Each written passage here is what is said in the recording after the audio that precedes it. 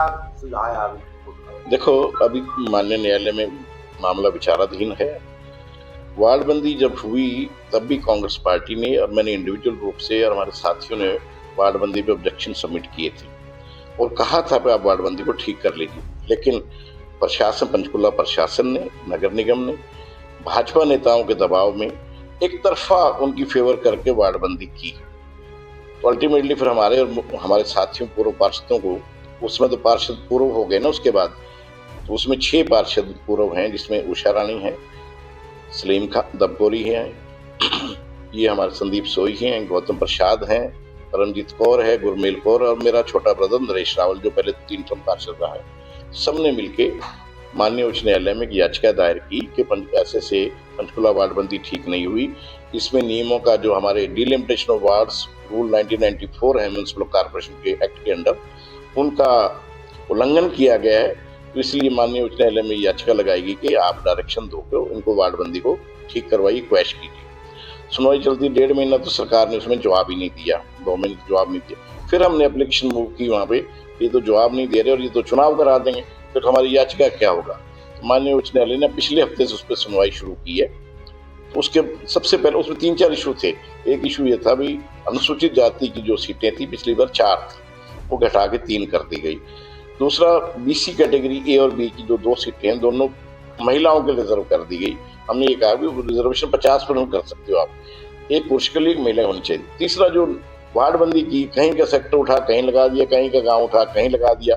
अब दबकोरी गांव रामगढ़ से कहीं नहीं जुड़ता, वो 20 वार्ड में जुड़ता है, उठा के 19 वार्ड में कर दिया कि सलीम दबकोरी का अपना गांव जिसमें सलीम दबकोरी रहता है, उसके गांव को भी काट के वहां से 19 नंबर वार्ड में लगा दिया। आप देखो, जिस व्यक्ति उसको पता भी ये वहां जीतने वाला कैंडिडेट है, उसका वार्ड भी खराब कर दिया। खड़क मंगोली को कहाँ लगाया पता, एरिया जाके 23 और 25 जो शहरी सेक्टर है उसको खड़क मंगोली, नाडा, चौकी, बड़ा मदन उसके साथ लगा दी, वहां तक लगा दी। इतना पंचकुला जो एमडीसी सेक्टर है उनको 2 सेक्टर पंचकुला से लगा दिया। तो अपनी पूरी मनमर्जी इन्होंने चलाई। भाजपा नेताओं के इशारे पे प्रशासन ने वार्डबंदी की, उसी को लेके हमने वो चैलेंज किया हुआ है। तो आज कल उसकी सुनवाई थी, तो आज कल रखी गई थी। आज सरकार, हरियाणा सरकार ने उसमें एफिडेविट फाइल किया, तो एफिडेविट फाइल हमारी तरफ से भी एफिडेविट आया, तो उसकी अब सुनवाई 6 अप्रैल के लिए निर्धारित की गई है। वार्डबंदी को तब्दील करके क्या फायदा मिलने वाला? सुनो, वार्ड तब्दील करके फायदा क्या मिलने वाला था, इनको ये डर पैदा हो गया था भाजपा नेताओं को कि जो पिछली वार्डबंदी थी उसमें भी हमारे 7 पार्षद जीते थे, भाजपा के 9 जीते थे। पिछली बार भी आप देखो ना, भाजपा के 9 हमारे साथ, 2 जजपा की और 2 आजाद, ज्यादा फर्क तो नहीं था। 7 और 9 में कितना फर्क है, 1 पार्षद का फर्क है। इनको अब की बार ये लग रहा था कि वार्डबंदी वही रही तो कांग्रेस के न केवल ये 7 जीते बल्कि 7 और जीतेंगे, तो कांग्रेस को पूर्ण मेजोरिटी मिले, कांग्रेस का मेयर जीतेगा। इन्होंने अपनी हताशा में कोशिश की और वार्डबंदी को डिस्टर्ब किया, जिससे लोगों को परेशानी होनी। अब 2 सेक्टर से किसी ने वार्ड को काम पार्षद से कराना और पार्षद जीता हुआ एमडीसी का 2 सेक्टर वाले कहाँ जाना पड़ेगा। अब 23-24 में से जो होगा और पार्षद जीता हुआ खड़क मंगोली का, तो 25 सेक्टर से लोगों को 23 कहाँ जाना पड़ेगा, खड़क मंगोली। आप समझो ना। तो इस प्रकार दबकोरी गांव वाले को वार्ड मोहर सरपंच लगवानी आनी है, रामगढ़ आना पड़ेगा पार्षद के पास। तो ये वार्डबंदी इस तरीके से गलत की गई थी, जिसको चैलेंज दिया गया। माननीय उच्च न्यायालय में याचिका में हमारी सुनवाई हो रही है और हमें और हमारे साथियों को पूर्ण विश्वास है कि इसमें हमें पूर्ण रूप से न्याय मिलेगा। बात 4 करोड़ की, तो 4 करोड़ का भी बुकलेट लॉन्च की थी, उसको कैसे 4 करोड़ नहीं, 400 करोड़ की बुकलेट लॉन्च की है माननीय पूर्व मेयर महोदय ने। 450 करोड़ मैंने नहीं देखी वो, लेकिन वो उसकी सच्चाई है कि आपका 450 करोड़ कह रहे, 40 करोड़ का काम भी पिछले 5 साल पंचकुला में नहीं हुआ। विकास के लिए आप कहीं चले जाओ, चल पड़ा भी, आप इसके बंद करने में चल पड़ते हैं। जगह जगह सड़क पे कूड़े के ढेर लगे पड़े, किसी शोरूमों के बैक साइड जो स्कूल के सामने चल जाओ, पंचकुला में सब्जी मंडियां लगती हैं, 3-3 दिन वहां से कूड़ा नहीं उठाया जाता। अब करोड़ों रुपए आप सफाई के नाम पे टेंडरों पर खर्च करते हो, विकास के नाम पे ये कर दिया वो कर दिया, लेकिन धरातल पे कुछ नहीं हुआ। ये तो अब आपकी बात आएगी ना जब चुनाव डिक्लेयर होंगे, चुनाव होगा, जब प्रचार होगा, आप देखना कि जनता इनके पीछे कैसे पड़ती है। और ये कहीं कि एक पार्षद पे ना सिमट जाए, इनका ये हालत होने वाली। मेयर की तो बात छोड़ दें, कांग्रेस पार्टी पूर्ण रूप से बहुमत में आएगी।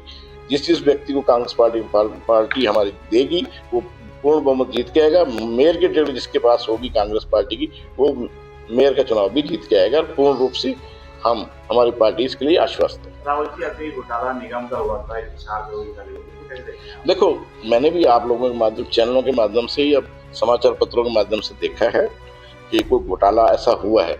मैं तो कह रहा हूँ कि हरियाणा सरकार को, लोकल बॉडी मिनिस्टर को, लोकल बॉडी डिपार्टमेंट को इसमें जांच बैठा के, उचित एजेंसी से जांच बैठा के जांच करे और दोषी जो भी हो, जिसने भी किया है, उस पर कार्रवाई होनी तो चाहिए। आपको क्या लगता है इसमें कोई पार्षद भी इन्वॉल्व हो सकता है? नहीं, मैं ऐसा कोई वेग एलिगेशन लगाता नहीं। जांच हो जाए, जांच में जो भी हो, चाहे अधिकारी हो, चाहे कोई भी हो, चाहे चुनाव प्रतिनिधि हो, जो भी हो, जांच होगी, सब सामने आ जाएगा। जिसने भी किया होगा, he will face the music.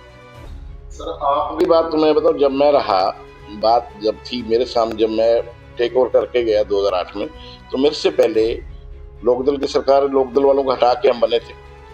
तब भी विभिन्न बैंकों में अनिल जी पैसे इन्होंने रखे हुए थे, अलग अलग प्राइवेट बैंकों में। जो हाउस टैक्स इकट्ठा होता था, जो चीजें सरकार की ग्रांट आती थी, वो अलग अलग बैंकों में रखते थे। वो ईओ की मर्जी हो, डिपेंड करता था।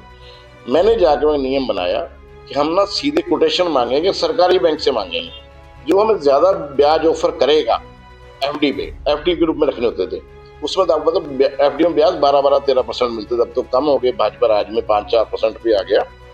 तब हमने कोटेशनें आमंत्रित की और जिसने हमें हाईएस्ट रेट दिया, हमने उस सरकारी बैंक में, जिसको नेशनलाइज बैंक कहते हैं, वहां पे वो पैसा रखा। सरकारी बैंक में गड़बड़ होने की चांस ही नहीं रहता। प्राइवेट बैंक में रखना ही नहीं चाहिए। ये हालत है कि प्राइवेट बैंकों में मैनिपुलेशन होने की बात रहती है, क्योंकि वहाँ हायर एंड फायर है। कभी एम्प्लॉय को रख ले, कभी निकाल देते हैं, उसकी जिम्मेदारी तय नहीं होती। सर क्या लगता है क्यों रखे गए प्राइवेट बैंक में? मतलब देखो ये तो वो लोग बता पाएंगे जो वो अधिकारी हैं या उस समय चुने हुए जो प्रतिनिधि, जो भी इंचार्ज होते हैं। देखो, आम पार्षद के हाथ में कुछ नहीं होता, लेकिन जो एफएनसी कमेटी होती है, जिसको बोलते हैं फाइनेंस कमेटी बोलते हैं, उसके हेड मेयर होते हैं।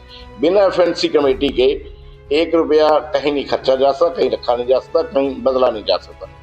तो एफएनसी कमेटी के चेयरमैन होने के नाते पूर्व मेयर को इस पे जवाब देना चाहिए आके लोगों के सामने कि क्यों पैसा रखा गया, क्या मंशा थी वहां रखने की। तो ये तो उनसे सवाल पूछा जाना चाहिए, आप लोगों को पूछना चाहिए उनसे सवाल ही। लेकिन मैं आपके चैनलों के माध्यम से कह रहा हूँ कि उनको सामने आके जवाब देना चाहिए पब्लिक को, और भाजपा को भी ये जवाब देना चाहिए कि आप जहाँ कहते हो सुशासन की बात करते हो, डबल इंजन ट्रिपल इंजन की बात करते हो, तो फिर कैसे होगी ये चीजें, क्यों हुआ ये? उसके लिए जांच होनी चाहिए, जो भी उसमें दोषी पाया जाए उसके विरुद्ध कार्रवाई होनी चाहिए।